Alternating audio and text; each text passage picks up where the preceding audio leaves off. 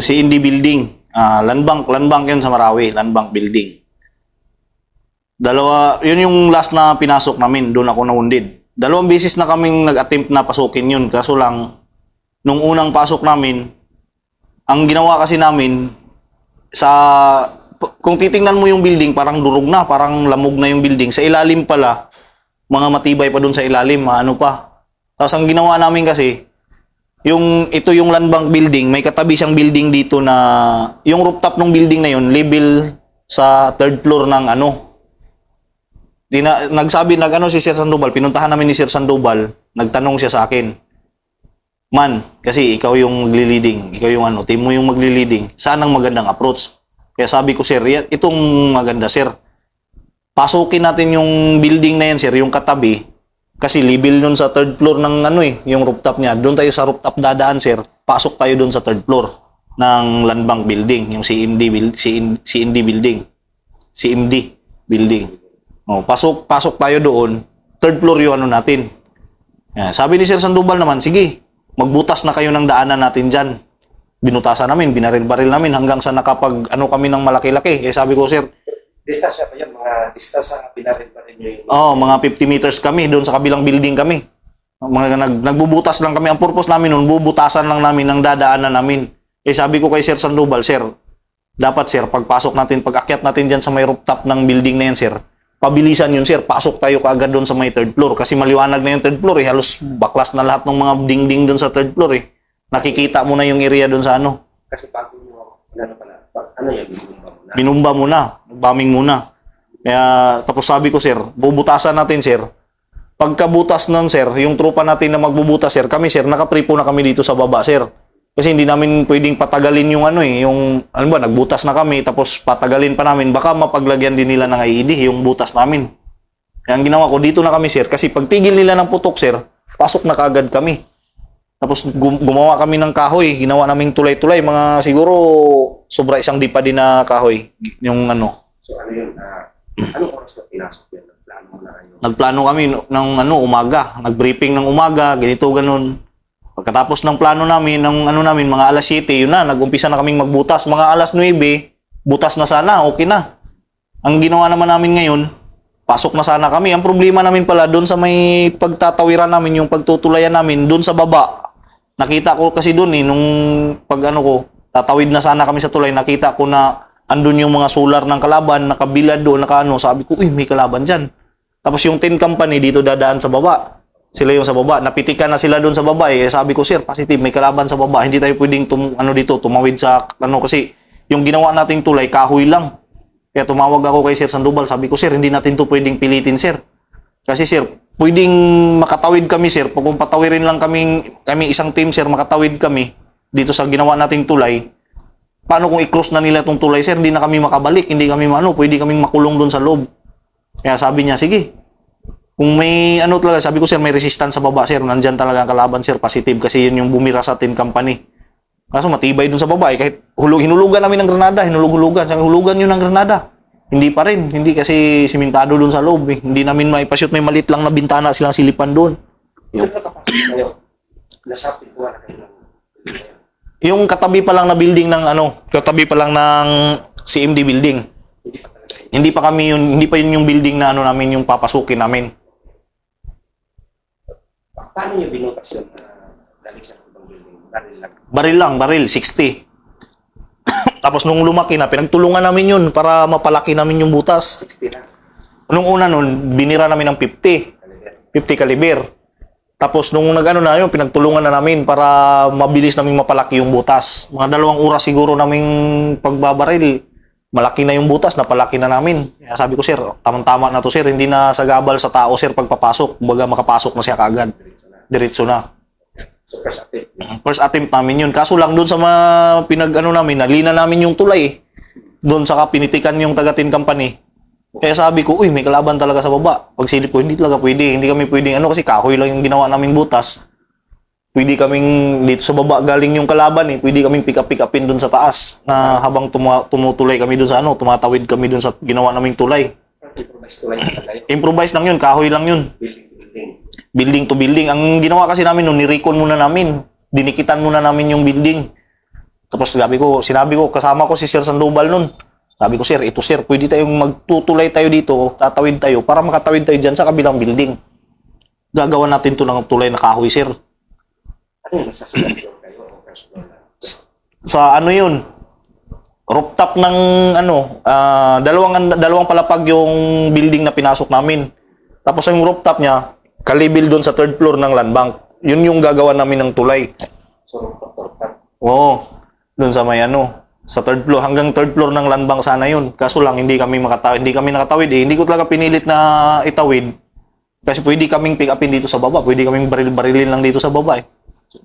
Ang sabi ni Sir Sandoval, sige, subukan yung granadahin dyan sa baba. Kahit anong hulog namin ng granada, wala, hindi pa rin sila maano doon sa baba eh. Kaya matibay yung nila eh.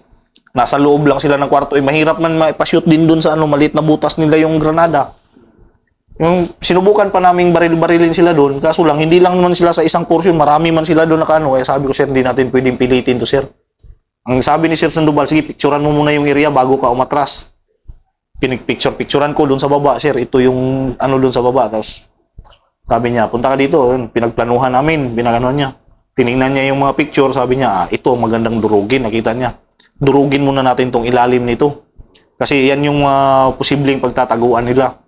Ginawa namin, kinabukasan, a-assault na naman kami, pinabaming muna namin yun. Kasama yung yung pinapataka namin yung ginawa namin kay sabi ko, sir, baka kagabi, kasi kahapon pa namin ginawa yung baka nung kinagabihan, baka napagkabitan nila ng IED yung ginawa naming daanan ba, ginawa naming pintuan. Pwede yun, sabi niya, sige, ipabaming muna natin. Pero nakaposisyon na kami ng hindi naman kalayuan. Kasi pagkatapos ng bombing nun, assault na kaagad kami. Yun yung sinabi ko kay Sir Sandoval, sir. Pag nagbabombing yun sila, sir, hindi pa makaposisyon yan. Baka umatras yung kalaban yan, sir. Dapat ma-assault natin kaagad. Kasi wala pang kalaban yan. Wala pa yung dyan, hindi pa nakaposisyon ng kalaban. So, ibig sabihin, hindi kayo lumayo sa area talaga kahit may bombing. Dumistansya lang kami ng building. Nagtago kami doon sa may building na na safe naman yung namin kasi tawid pa ng kalsada eh. Tapos rush up na kaagad nung tapos na yung bombing, rush up na kaagad, pasok. So nakapasok kami diretso doon sa may Pagpasok ko doon sa may building yung katabing akyat kaagad sa rooftop. Pasok kami doon sa may third floor ng land bank, pabilisan na pasok yun, pabilisan. Tapos na-clear na. Pinasunod ko na yung kasi nag-security na na namin sila. Sabi ko, sunod na yung kabilang team, sunod-sunod na kami doon. Nung nakapasok na kami doon sa third floor, siyempre doon pa kami sa third floor, hindi pa ako gumalaw, hindi pa kami Observe muna. Sabi ko, sir, clear na to, sir. Akyat. Pwede na namin akyatin yung fourth floor. Yun. Pagpasok kasi namin, mga alas 9. Mga alas 9 ng ng umaga. Sabi niya, sige, dahan-dahan ninyo. Dinandahan namin yung fourth floor. Pag namin doon sa may fourth floor, clear na rin, okay na rin. Saka na ako sir, akyatin namin sa pinakataas. Pag akyat namin doon sa pinakataas, nung okay na, sabi niya, sige, babain nyo yung second floor.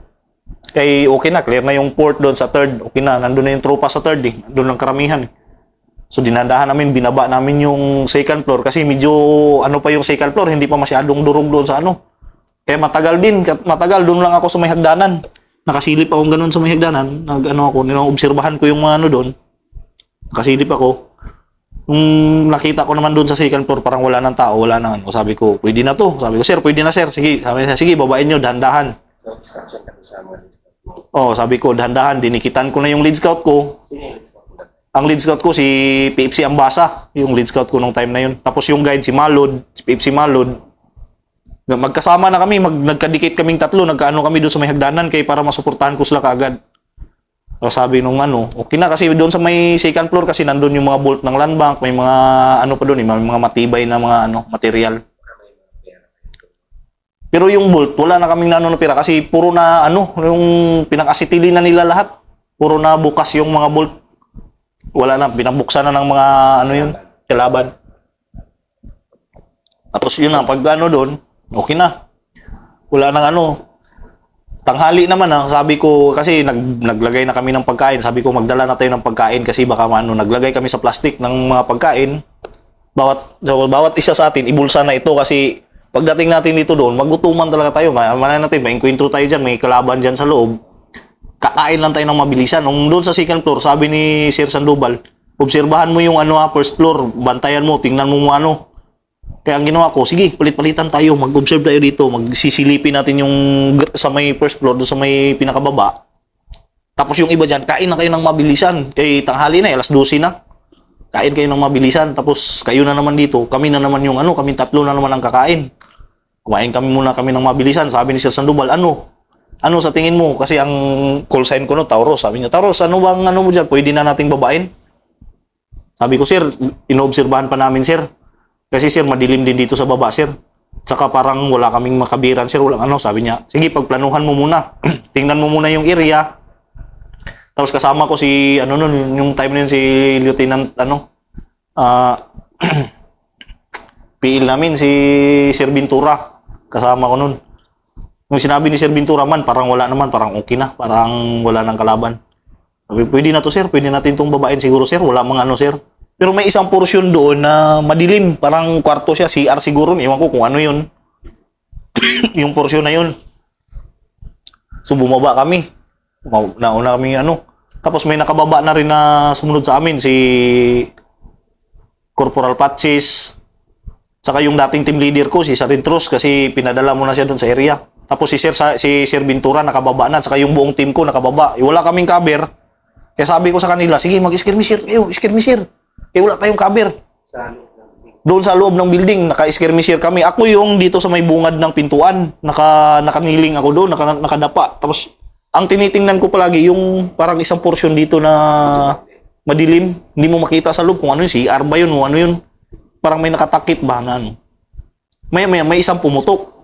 Nung pumutok, doon sa may, nakaganon man yung lead scout ko sa baril niya, nakababa. Doon sa may plus suppressor malapit tumama. Kaya tinanong ko siya, basa ba na accidental kaya ta? Kasi doon ang usok sa may plus suppressor niya. Sabi naman ng lead scout ko, wala Sergeant, minaril tayo. Tapos pumutok ulit. Kaya pinakyat ko, sabi ko sa buong kan, akyat, wala tayong cover. Akyat second floor. Ako yung nagpaiwan. Dalawa ang naiwan doon. Hindi ko alam, si Sir Sandoval, si Sir Ventura pala, nandun siya sa may ilalim ng hagdanan. Kasi yung hagdanan pa ganun, parang paano. Nagtago siya doon sa may ilalim ng hagdanan, hindi rin siya nakaakyat. Ang nakaakyat yung buong team ko, pinakyat ko. Tapos ang naiwan si Sergeant Ross at saka ako. Yung doon. Ngayon, nag-return fire ako dito. Ang pinutukan ko, yung portion na hindi ko nakikita, yung madilim. Pinutukan ko siya, pumutok. Tapos pinaatras ko lahat ng team ko. Atras, akyat sa taas. Nung nakaakyat na sila, saktong aakyat na rin sana kami dalawa ni Sergeant Ross. Timing talaga pag-ikot ko kasi nakaganon ako dito yung sinisilip ko. Yung pumutok sa akin galing dito sana yung sa may tagiliran sana ako babarilin. Timing talaga pag-ikot kong ganun kasi aakyat na sana ako doon sa may hagdanan. Kaya dito ako tinamaan. Nung tinamaan ako, natumba na ako. Sinubukan ako ni Sarintro silain. Paghila niya, tinamaan yung kamay niya. Kaya umakyat na rin siya. Hindi na niya ako mahila Anong sabi mo? Wala na ako. Yung naano ko lang, may tama ako. Ganun ba? Tapos sabi niya, alika, tayo. Pinapatayo niya. Hindi ko naman maitukod dito. Gumaganon ako, kaya matagal ako, hindi ako nakatayo talaga, hindi ako nakatayo. Tapos tinamaan siya. Yun, umakyat na rin siya, tumakbo na rin siya. Parang sinabihan mo na lang. Sabi ko, akyat, Jin, akyat. Tapos ako doon, ang ginawa ko, nakadapa na lang ako doon sa may sahig. Tapos pinuputukan, grabing putok ng kalaban. Kumuha ako ng parang mga tipak-tipak na kasi maigalaw ko to, okay pa to Kumuha ko ng mga biak na simento, nilagay ko dito sa may ulo ko, banda. Ganun. Hindi ka na makalakad. Hindi na ako Kasi grabe din ang Tapos sinubukan ako nung guide ko, si Pepsi Malod. Sinubukan niya akong hilain. Ginapang niya ako doon sa may hagdanan, pababa siya, gapang. Ngayon, sinalubong din siya ng baril. Binaril din siya, umakyat na siya. Kaya, may conversation pa kayo. Sergeant, okay ka lang. meron pa, may radyo. Nasa akin pa yung radyo ko yung radyo ng mga Tapos nung time na yung naramdaman ko, tinamaan ako ulit dito sa tagiliran. Tapos dito na naman sa taas, yun yung naramdaman ko. Tapos may biglang sumabog. Nung sumabog, ito na, yung tinapunan pala ako ng granada. Dito sa ulo. Yun na, parang nawalan ako ng malay nung natapunan ako ng granada. Pero bumalik din yung pero matagal-tagal na parang wala na akong wala akong nararamdaman. Isip ko na lang yung gumagana. Sabi parang naisip ko na, wala na, patay na ako nito, hanggang dito na lang talaga ako. Yun yung nasa isip ko talaga, wala na talaga to, patay na talaga ako. Tapos, nag-ano pa kami ni sir, humingi ko sir, tulungan niyo naman ako sir, parang ganun ba, yung sa radyo ko sa kanila. Pero nung katagalan na, matagal na akong ano doon. Kasi na-wounded ako siguro mga alauna eh. Nakuha ako mag-aalas 5. So matagal ka talaga doon. Matagal ako doon nung wala na talaga to. Nag-ano ako ng kina sir. Pero ano na lang, isip na lang pala yung ano ko doon. Gusto kong sabihin talaga sa kanila na sir, wag na kayong dumikit sir. Kasi narinig ko na si Sir Sandoval na na yung Midix, papuntahin dito yung Midix natin kasi bababain namin si sa Ditmante. Kukunin namin si Taurus. Gusto ko sabihin sa kanila na sir, wag na kayong dumikit sir kasi ang kalaban kasi naririnig ko, malapit lang yung kalaban, may naririnig ako, nag-usap sila. Sabi nung na yung RPG padala dito. Kasi yung mga aso nandyan sa hagdanan. Anong aso? Ang tawag nila sa amin doon, aso, tawag ng mga kalaban sa amin. Tinatawag na kami aso, mga aso daw kami. Yung mga aso nandyan sa may hagdanan. Kaya ipadala dito yung RPG, nagtatagalog sila kaya naintindihan ko. Kaya sabi ko wala na talagang pag-asa ito. Ang iniisip ko na lang noon, ito lalapit sa akin itong mga lalapit sa akin itong mga kalaban. Ang una ang ginawa ko kasi mahilig man sila doon na recovery nila yung patay, kunin yung mga cellphone, mga radyo, tapos yung tawag-tawagan yung pamilya mo, ganun yung ginagawa nila eh. Kaya ang ginawa ko, yung radyo, tinapon ko dun sa may hagdanan kasi nandun yung tropa sa taas eh. Hindi mo na rin sila masigawan. Hindi ko na sila masigawan. Naririnig ko. May isa pa na tropa nagsabi na, wala na, hindi naman na gumagalaw yan. Baka na. Eh ako doon, hindi rin talaga ako gumagalaw kasi pag gagalaw ko, babarilin na naman ako ng kalaban, binabaril nila ako. Hindi ako gumagalaw. Parang nagpatay-patayan. Nagpatay-patayan ako. Ang ginawa ko, tinapon ko yung radyo doon sa may ito, nung tinapunan ako ng granada, ito hindi ko na maiangat, pero ito, maigalaw ko pa to. Itong na to, tinapon ko. Tapos, kinuha ko yung cellphone ko, yung keypad yung cellphone ko noon keypad. Naalala ko na last dial ko, bago kami nag-assault, tinawagan ko pa yung asawa ko. Kaya, wala na, hindi ko na nakikita yung cellphone. Pikit na yung mata ko eh. Kinakapa ko na lang yung keypad. Tapos, nag-dial ako. Sabi ko, ito yung dial. Memorize ko na yung sa keypad. Pag-ring, asawa ko yung natawagan ko. Yun yung sinasabi ko ng asawa ko. Parang gusto kong sabihin sa kanya, wala na. Dito na lang talaga ako. Di ko na kaya. Mga ganun ba? Yung ko. Pero sabi naman ng asawa ko, wala daw akong puro na lang daw, parang na lang daw akong baboy na Yun na lang daw yung lumalabas na boses ko. Pero sa isip na lang pala na ganun, nagsasalita ako. Sabi niya, wala kang sinabi. Ang sinabi mo lang, puro ang marinig ko na lang sa cellphone mo, puro na lang parang baboy ka. Gumagano na lang daw ako. Tapos, tinapon ko yung cellphone ko. Sabi ko, yung isip ko, tinapon ko rin doon sa may hagdanan. Kaso nung pagtapon ko ng cellphone ko, sa ulo ko na tumama. Wala na akong persa. Tumama sa ulo. Kaya ang ginawa ko, kasi sabi ko, yung kalaban nandyan lang, didikit sa akin ito. Yung granada ko sa bulsa, dito sa may pouch ko, nagdukot ako ng granada, tapos kinagat ko. Kagat ko yung granada. Tapos si sir, ang narinig ko na last na niya sa radyo, yung Midix namin, tinatawag niya, kasi bababain ako, bababa. Kaya, yun ang ginawa ko, sabi ko, pag lalapit itong mga kalaban na to, sama-sama na kami sa sabong, bahala na to, kinagat ko na yung pinang granada eh. Tapos nakatulog ako, wala na akong malay, wala na talaga akong malay sa palibot, wala nang Hindi ko pa nakausap si sir na parang nag-usap kayo. Hindi, nag-usap kami, hiningihan ko siya ng tulong. Tapos ang sabi ni sir sa akin noon, bago sila sabi niya, huwag kang mag-alala. Huwag kang bibigay. Kukunin ka namin, hindi ka namin pababayaan. Hindi kita iiwanan dito. Yun yung sabi ni sir. Yun yung promise ni sir. Hindi kita iiwanan dito. Kukunin ka namin. Huwag ka lang bumigay diyan, huwag ka lang bumigay. Kasi nakita na ni sir, dami ko ng tama eh. Tapos ito wasak na to, laki nito dito, yung natamaan ng granada. Yun yung ni sir na, huwag ka lang bumigay, kapit ka lang, hindi kita pababayaan, kukunin ka namin. Tapos yun, tinawagan niya yung Midix, tawag siya sa Midix. Tapos pagkatapos nun, wala na, tinapon ko na yung radyo ko, tinapon ko na dun sa wala na akong naririnig. Parang initiative mo na naman itapon. Oo, itapon ko dun, para hindi makuha ng kalaban, tinapon ko dun sa may hagdanan, kasi nandun yung mga tropa nandun malapit sa may hagdanan eh. Pero yung mga tropa sumisigaw na gusto ko talaga nila. Oo, ang tropa, naririnig ko sila, huwag niyong pabayaan kasi baka dikitan ng kalaban yan, kukunin ng kalaban, suportahan. Nandun pa rin, pumuputok sila doon sa taas. sinusuportahan nila ako doon na hindi ako makuha. Kasi sabi yun din yung ano ni Sir Sandoval na huwag niyong pabayaan na. Tingnan nyo, dapat nakikita nyo siya para hindi daw ako makuha ng kalaban, hindi ako maano. Tapos nawala na ako ng malay. Tapos nung ano, parang nahimasmasa na lang ako, hinila, ito yung hinawakan niya. Ito yung nahawakan niya, yung sugatan kong kamay, balik ko na kamay. Paghila niya, natauhan ako, grabe sobrang sakit paghila.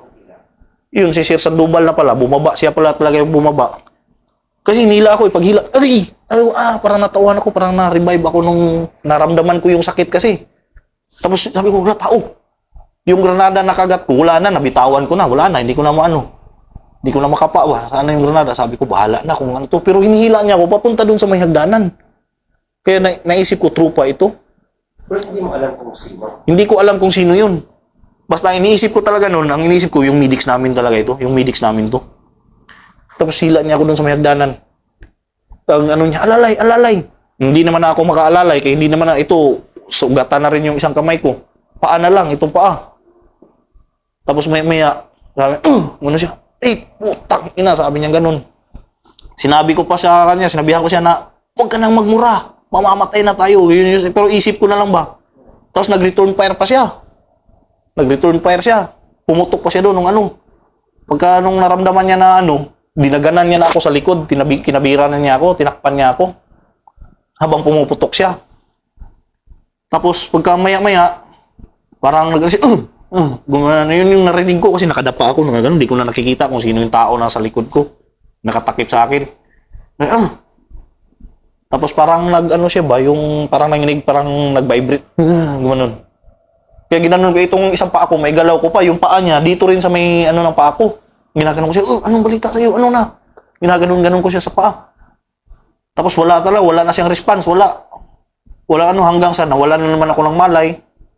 Nung naramdaman ko na lang, may humila na dito sa ano ko, sa uniforme ko. Tinanggal niya yung bandulir ko, kasi pwede naman tanggalin dito yun eh. Tinanggal niya, tapos hinila niya ako, hinubaran niya ako para magaan. Yung pala yung ano na namin, Private Wasig. Yung tail scout ko. Nilagyan niya yung ano niya, yung nilinisan niya yung tiles kasi tiles man yung flooring para madali akong hilain. Binutas na pala nila doon sa may ng hagdanan, pababa. Doon niya ako hinila sa ilalim ng hagdanan. Si Private Wasig. Yun yung katip mo yun. Oo, katim ko yung tail scout ko. Tapos pinalusot daw nila ako doon sa wala na akong malay ba, hindi ko na kung ano na yung nangyari noon, kung saan nila ako dinaan. Pero hindi mo na alam na si Private Wasig yung naghila sa akin, hindi na. Pero yung kumbaga na nila yung dito sa yung kalaban na malapit sa akin. Kung hindi ako tinakpan ni Captain Sandoval noon, baka yung mga bala din niya. Pero hindi mo alam na patay na si Captain Sandoval. Wala, hindi ko alam yun. Hindi ko. Sa'yo. Basta may sinasabi sila sa akin, CEO, parang ganun. Maano lang sa isip ko, si CEO. Si CEO. Siya lang yung nagpunta sa'yo, di ba? Oo, siya lang. Kasama niya, may kasama siya taga-tin company, si PFC Kanapi. Kaso lang doon umikot kasi sila doon sa may tin company, umikot sila. May butas na doon. Pagpasok ng butas, si Sir nakalusot. Kaya, siya yung nauna. Kaya siya, nadikitan niya kaagad ako. Nung sumunod sa kanya, si Lit Kanapi, PFC Kanapi, pag kasi nakita nila, doon dumaan sa may butas. Nakita ng kalaban ba? Pag din ni Lit Kanapi, binirahan na siya kaagad. Doon pa lang sa may butas na na si Lit Kanapi, taga-tin company. Pero si Sir Sandoval nakadikit siya. Si Sir Sandoval nakadikit sa akin, hinila na niya ako. Nahila niya ako. Kaso lang tinamaan din siya nung paghila niya sa akin. Yun ang talaga siya namatay. Mas nauna pa siyang namatay siya. Mas una siya kasi pakiramdam ko nung naramdaman ko na parang nag-vibrate, parang ganun siya. Yun na yata yung last na niya eh. Hindi ko na parang yun na yung niya. Parang halos tropa na lang yung nagsasabi sa'yo na ito yung nangyari. Tropa yung nangyari nung pagkatapos nung nawala na ako ng malay. Tropa na rin yung mga nagsabi na ganun. Si Sir Sandoval yung namatay din na sa Basta naririnig ko na lang kasi nung nakuha na nila ako, si CEO, tapos nung parang gano'n ba, si CEO daw, gano'n. Hindi ko alam na kung ano yun, wala na akong Tapos nakikita ko na lang na yung sergeant major namin sa batalyon, kasi nasa batalyon sa likod, kaya yan. Parang bumalik yung ko ba, memorya ko, bumalik yung sergeant major namin to. Tapos wala na naman akong malay, wala nang Oh, wala akong alam. Oh, wala na naman akong malay. Tapos nakikita ko na lang, kano, nire-revive ako ng kano. Sinasampal ako ni Master Sunito kasi pipikit na ako eh. Ginaganon ako ni Master, huwag kang matulog. Pag dilat ng mata ko, parang bumalik yung memorya ko naman. Kano na yung nakikita ko eh, na nagpapump sa akin. Amerikano. Oh, Amerikano. Kaya isip ko, nasa ano na ako nito? Kampranaw kay may mga Amerikano eh. Amerikano na galakas, naririnig ko may chopper. Tapos pagka ano nun, wala na naman ako ng mahal. Parang wala na naman ako sa isip. Wala na naman akong maalala. Wala na akong maano ba. Nakita ko na lang, puro na puti. Pag dilat ko puti. Tapos yung tropa ko, nagpapaypay. Sabi niya, Sadit, lilipat lang tayo ngayon sa ano, yung kwarto na ano, aircon kasi wala pa daw bakante. Nagpapaypay. Ano ito? Parang ano ako ba? Saan kaya ako nito? Ano na kaya ano ko nito? Tapos pagka ano nun, nagkaroon lang talaga ako ng malay na ano, nung sa may ICU na ako, doon ako sa ICU, pang ilang araw ko sa ICU yun. Nakita ko na yung mama ko doon sa ano eh, sa lamin. Nakita ko yung mama ko ganun. Mama ko na to ah. Parang ganun yung nasa isip ko, sabi ko buhay na siguro ako. Yun na lang yun na parang naalala ko na. Hanggang sa nung binisita ako ni Ma'am Annie, yung asawa ni Sir Sandoval, binisita niya ako doon kasama yung ano niya. Kapatid, iwan ko kung basta may kasama siya binisita. Tapos umiyak si ma'am sa akin, para ako nga din, ako hindi ko alam kung paano harapin si ma'am noon eh, parang nahihiya na nagigilty ako kay ma'am ano. Umiyak si ma'am tapos nagtanong si ma'am, Jay, ano bang nangyari? Wala akong masabi, ma'am. Hindi ko alam ma'am na si CEO pala namin talaga yung bumaba doon ma'am eh. Kasi personal talaga si CEO talaga mismo yung ano. Sabi ko ma'am, wala talaga akong ano ma'am. Wala akong ideya ma'am na siya pala ganun. Kasi ang pagkakaalam ko lang ng ma'am, last ko lang na ano sa kanya, pinapabantayan niya ako sa tropa na hindi ako madikitan ng kalaban tapos tinawag niya yung medics namin ganun. Hindi ko alam ma'am na siya pala mismo bababa doon sa akin, kukunin niya ako. Kasi nangako siya sa akin na huwag ka lang bibitaw. Kapit ka lang, kukunin kita. Ganun lang yung ano niya. Ni sir. Tapos, yun lang. Umiyak si ma'am. Payakap siya. Sabi niya, akala niya kasi ako yung makapagkwento sa mga nangyari. Sabi ko, ma'am, wala rin talaga akong alam na ma'am.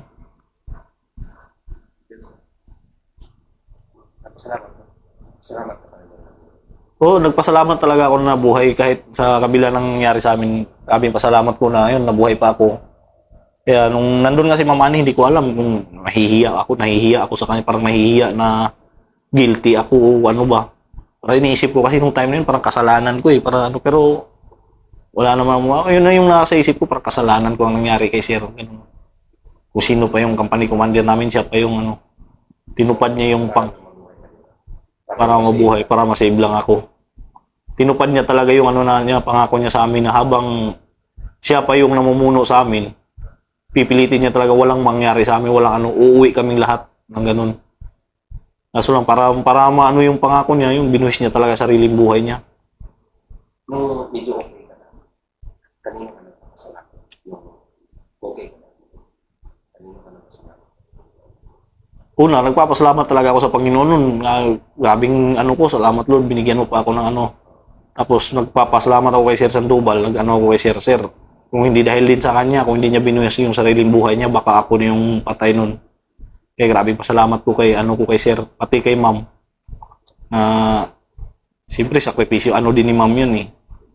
Kaya hanggang ngayon, kahit hanggang ngayon, mag-ano pa rin ako, maalala ko si Sir, mag-ano pa rin ako sa kanya, Sir, kung nasaan man siya, laking pasalamat ko pa rin sa kanya na ganun yung ginawa niya, hindi ko naman inaasahan talaga na siya yung company commander namin, siya pa yung nag-wish ng buhay mismo para ma-save lang ako.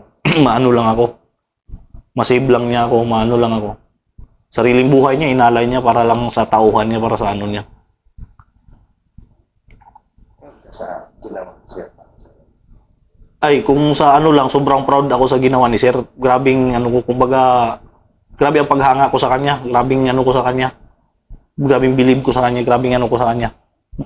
Bira ka lang makaano ng tao na gano'n na kaya niyang isakripisyo ang buhay niya para sa ano, para sa buhay din ng kasamahan niya. Wala ka lang maano sigurong tao na gano'n, baka kung meron man, pailan-ilan na lang na kayang isakripisyo yung sariling buhay para sa kasamahan, mailigtas lang yung kasamahan.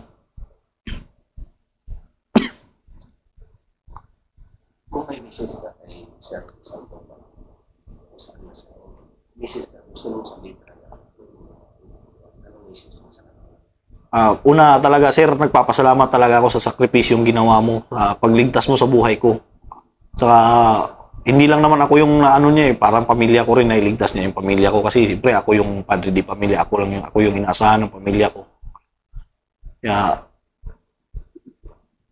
laking pasalamat ko talaga kay sir. Hindi ko ma-explain kung paano ko siya pasalamatan. Basta utang ko sa kanya yung buhay ko, sir. Hindi ko talaga makakalimutan yun. Saka sa asawa ni sir kay Ma'am Ani. Ma'am, maraming salamat talaga sa inyo sa ano niyo sa akin. So, sana masaya na siya. Well, Sana masaya na siya. sana kung nasaan man si sir, kung nasaan ka man ngayon, sir, sana masaya ka na. Masaya na kayong ano mo. Maraming salamat sa sakripisyo mo, sir. At saka, nagtagumpay din naman. Sana malaman yan. Sana sir, makita mo na yun, tagumpay tayo sa Marawi. Sana nakita mo pa, nakita mo pa talaga, naanuin mo pa, na-celebrate mo pa sana. Kaso lang, yun na nga, inalay mo yung buhay mo para sa akin. Kaya sir, success naman tayo sa mission natin. Para sa sa lahat ng ginawa mo, sir, lahat ng sakripisyong ginawa mo, sir, na may sir, may halaga rin yung lahat, sir.